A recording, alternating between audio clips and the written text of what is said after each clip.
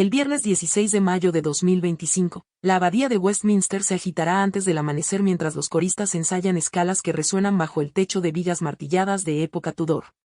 Afuera, ya están colocados los cordones policiales. Los camiones de noticias esperan con los motores al ralentí y el tenue olor a parafina caliente se desprende de las farolas lustradas para la ocasión. Hacia las 9 en punto, los estandartes carmesíes de la muy honorable Orden del Baño atraparán una brisa londinense que sabe levemente a lluvia primaveral y diésel. Un redoble lento del cuerpo de tambores señalizará que ha comenzado uno de los servicios de Estado más raros de Gran Bretaña, celebrados solo cada 4 años.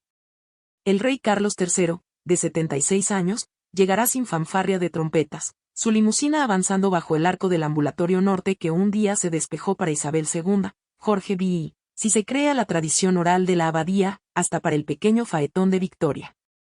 En el interior, el monarca se detendrá para tocar un ángel de madera tallada, alisado por generaciones de dedos soberanos, antes de avanzar hacia el pavimento Cosmati. La Orden del Baño cumple 300 años esta semana, pero sus orígenes se remontan a las cruzadas, cuando los aspirantes a caballeros se lavaban al amanecer mientras los sacerdotes entonaban bendiciones sobre espadas tan nuevas que aún olían a fragua.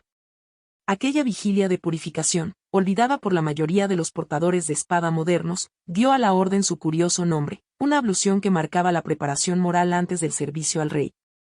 Jorge I, receloso de premiar solo a los pares terratenientes, fundó una orden estructurada el 18 de mayo de 1725. Firmó cartas patentes que agrupaban a los homenajeados como caballeros compañeros, cada uno con un sitial en la capilla de la Virgen de Enrique VII, donde la luz de las velas titila sobre santos de alabastro. Esas cartas, conservadas hoy en cajas forradas de seda, aún guardan un leve aroma al lacre del siglo XVIII. Definían el lema Triajuncta in uno, tres unidos en uno. Los historiadores debaten si la tríada alude a la Trinidad, a Inglaterra, Escocia e Irlanda o al equilibrio de un estadista entre ejército, marina y tesoro. Sea cual fuera la intención, la frase ha sobrevivido a sublevaciones jacobitas, leyes de reforma, marchas sufragistas, 2 guerras mundiales y un siglo cibernético. Su permanencia demuestra que una simple cláusula latina puede hilar continuidad a través de revoluciones sociales que reescribieron casi todo lo demás. Carlos conocía esas palabras antes de poder recitar el preludio de Enrique V. En 1975, su madre le colocó sobre los hombros el pesado collar de Gran Maestre.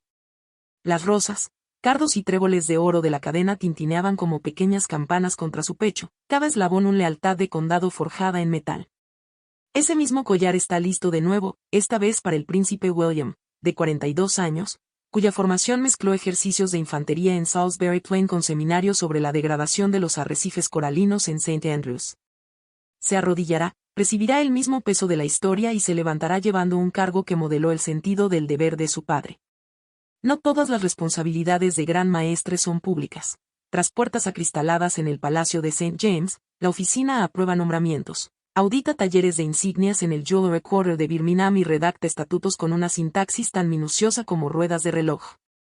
El nuevo titular también lidiará con preguntas del siglo XXI. Como mantener el significado de las distinciones cuando los algoritmos persiguen lapsos de atención de un solo dígito en segundos. 5 caballeros Gran Cruz debutantes compartirán el foco con William. El general Sir Aidan McAllister coordinó la logística de la OTAN que movió 1.200.000 toneladas de material a través de 8 anchos de vía durante el impulso ucraniano de 2023.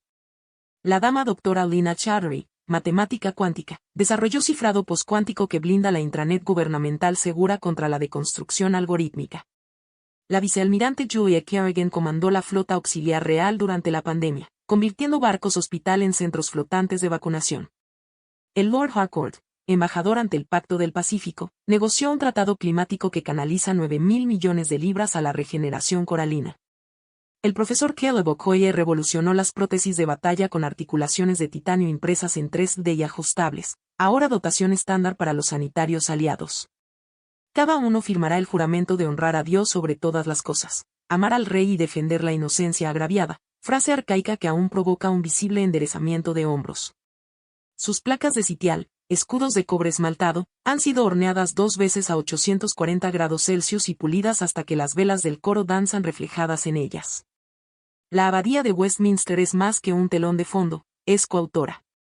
Monjes benedictinos colocaron los cimientos en 1245, y los canteros han añadido detalles desde entonces: un melocotón tallado oculto en las misericordias, una pluma de Martín Pescador atrapada en el mortero medieval, una gárgola que se parece a una cámara de televisión moderna.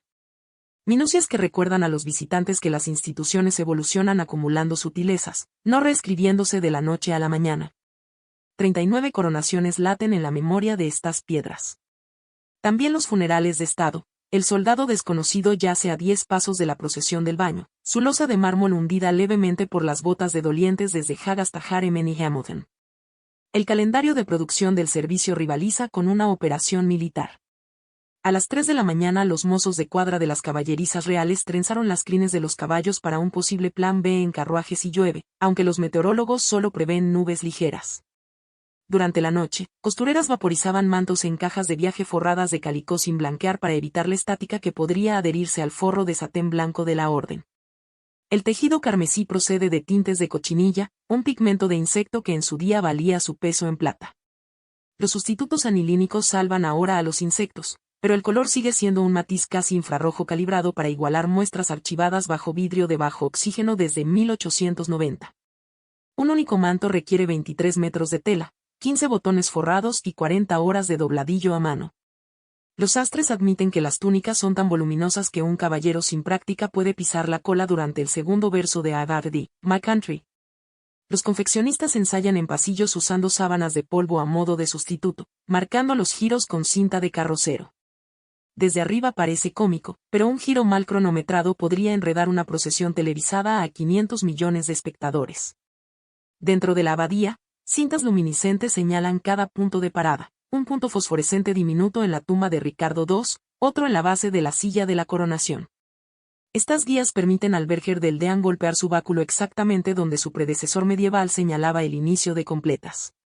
Los trompetistas de la caballería real, con coracinas plateadas, tocarán a 96 decibelios, umbral en que el trost de conservación de la abadía permite amplificación sin poner en riesgo los vitrales. Ingenieros de sonido probaron la resonancia con ráfagas de ruido rosa a las 5 de la mañana, una avalancha sónica que sobresaltó a las palomas dormidas en el tejado de St. Margaret. La lista musical abarca 6 siglos. El motete de Thomas Tallis If You Love Me abrirá, el himno recién encargado a Debbie Wiseman, Concordia, cerrará, superponiendo canto llano a cuerdas frigias. En los ensayos, los coristas bromeaban que la progresión de acordes parecía TikTok se encuentra con los Tudor, pero su humor juvenil se disuelve en cuanto se ponen las gorgueras a rayas rojas. Cuando el rey llegue a los peldaños del santuario, se detendrá para la oración capitular dirigida por el deán y pisará luego el pavimento cosmati, mosaico de pórfido, ónice y vidrio colocado en 1268. Canteros medievales incrustaron una inscripción en bronce que predice el fin del mundo dentro de 19.683 años. Los eruditos aseguran que el tricentenario del baño no desatará el apocalipsis. A las 11:13, el príncipe William se arrodillará. El brazo del rey, aún firme pese a recientes dolencias, apoyará la espada de estado sobre su hombro derecho y luego el izquierdo. Los observadores notarán el leve asentimiento entre ellos, un intercambio silencioso de memoria, de madre a hijo, de hijo a hijo. Tras la instalación, los 5 nuevos caballeros avanzan. Las cintas de pecho del general McAllister ya lucen una cruz militar y una citación de servicio conjunto. La nueva estrella se situará sobre ellas, plata octogonal bruñida anoche con rouge de joyero. La dama Choguri, poco acostumbrada al uniforme, practicó sujetar su banda con alfileres de perla para evitar que se deslice sobre la seda. Cada uno se arrodilla sobre un cojín de terciopelo heredado de las investiduras de Waterloo de 1815, los borlones deshilachados allí donde rozaron las espuelas de Arthur Wellesley. Sus juramentos resuenan en micrófonos diseñados para silenciar el ruido del tráfico de Parliament Square. Más allá del ritual yace el cálculo. Un informe del Servicio de Comunicaciones Gubernamentales señala que los eventos de reconocimiento público aumentan la retención en la función pública un 9% en ciclos de 3 años.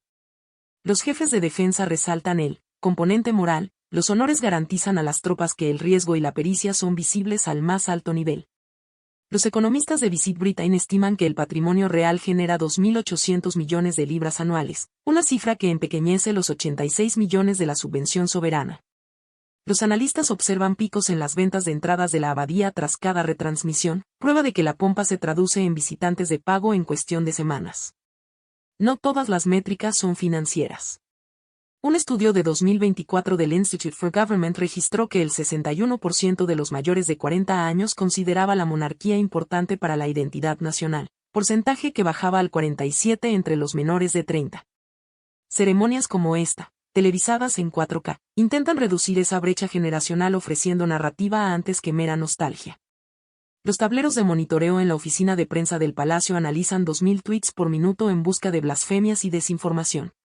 Se esperan picos alrededor del toque de espada y del descante del coro. Un algoritmo marca cualquier frase conspirativa para revisión humana antes de que los listados de tendencias la recirculen. Mientras tanto, el Ayuntamiento de Westminster cuenta la ocupación hotelera. Las habitaciones completas se extienden de Victoria a Paddington, con tarifas un 32% más altas que el fin de semana anterior. Los cafés locales amplían horarios y la librería de la abadía almacena 3.000 guías con bordes de foil carmesí. En el claustro, los bibliotecarios exhiben reliquias raramente movidas, la placa de Lord Nelson, picada donde el aire marino corroyó el dorado, la estrella de Florence Nightingale, cuyos rayos se apagaron al brillo de lámparas en hospitales de Crimea, la insignia honoraria de Nelson Mandela, vínculo táctil entre la isla de Robben y las naves de Westminster.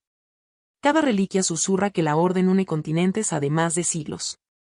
Hoy, 2 compañeros honorarios provienen de Australia e Indonesia, representando alianzas más recientes que la viga de roble más antigua de la abadía y, sin embargo, ya tejidas en la misma tela carmesí.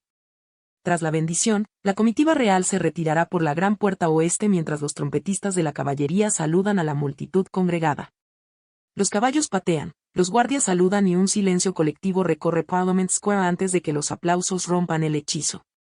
El rey partirá en un breve recorrido por Domó, donde los chefs del palacio han preparado un almuerzo de cangrejo de Cornualles, cordero galés y fresas de Kent, un mapa comestible de los reinos que juró servir. El príncipe William agasajará a los nuevos caballeros en la cámara de Waterloo bajo los murales de Daniel Macquarie. Los humilleres servirán espumoso de Sussex, emblema del renacimiento vitivinícola inglés. Más allá de las cámaras, la rutina administrativa se reanuda. Los secretarios registran cada juramento en libros de vitela con tinta de agalla de roble que sobrevivirá a la nube digital. Las costureras pliegan mantos en cajas archivísticas con cedro antimolias, listos para 2029. Sin embargo, la resonancia viaja más lejos. El general McAllister lucirá su insignia en la sede de la OTAN en Bruselas el próximo mes. La estrella de la dama Choguri brillará junto a prototipos de grafeno en un laboratorio de Cambridge. La cinta carmesí del almirante Kerrigan abordará el buque hospital Nightingale rumbo a Fiji para reparar daños ciclónicos. Sus insignias despiertan curiosidad en pasillos de poder, recordando que los honores británicos no son decorativos sino declarativos, símbolos de destrezas validadas por escrutinio, sacrificio medido y servicio reconocido. Para Carlos, el día reafirma la promesa pronunciada al acceder al trono: me esforzaré por serviros con lealtad, respeto y amor. Su presencia, aún tras un año exigente de problemas de salud, indica que el cuidado ceremonial sigue siendo parte esencial del cuidado constitucional. Para William, el gran maestrazgo añade peso a sus causas: resiliencia climática, bienestar infantil temprano, salud mental de veteranos. Deberá decidir cómo mantener relevante una orden del siglo XVIII en una década de inteligencia sintética, quizá alentando nombramientos de ciberdefensa o comando espacial. Los críticos pueden llamar ornamentales a esas tradiciones, pero la historia sugiere que las instituciones perduran no abandonando la formalidad, sino infundiéndola de nueva sustancia. Las túnicas del baño siguen siendo escarlata, aunque dentro de ellas ahora se alzan físicos cuánticos, paramédicos y diplomáticos climáticos. La continuidad sobrevive acogiendo la novedad. Al atardecer, cuando el sol tiña de oro la aguja de St. Margaret, un gaitero solitario interpretará Highland Laddie, cuyas notas se enroscarán en la hora dorada. Los turistas se dirigirán hacia el puente de Westminster, aún comentando mantos y lemas, mientras los celadores de la abadía cierran con llave puertas de roble que crujen desde tiempos de Chaucer.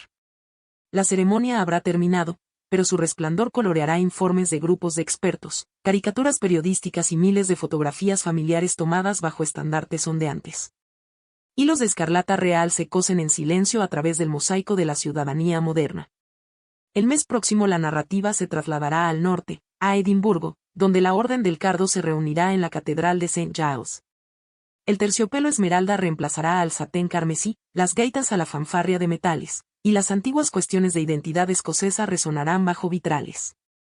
Allí estaremos también, atentos a dagas, salmos y la diplomacia de 4 naciones que caminan por un sendero compartido, aunque en constante evolución.